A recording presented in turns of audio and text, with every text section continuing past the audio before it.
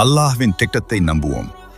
மூசா அலைஹிஸ்ஸலாம் பிறப்பதை தடுக்க ஃபிரௌன் பல்லாயிரக்கணக்கான குழந்தைகளை கொன்றான்.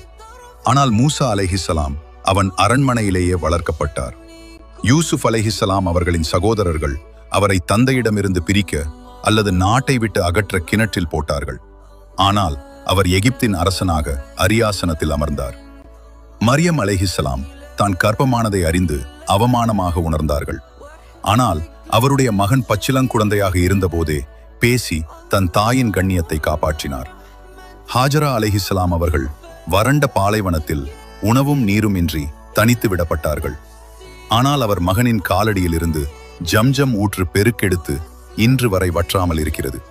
அல்லாஹ் நமக்காக ஒரு திட்டத்தை எழுதிவிட்டால் எந்த எதிரியும் யாருடைய முயற்சியும் எந்த கஷ்டங்களும் அதனை அழிக்க முடியாது.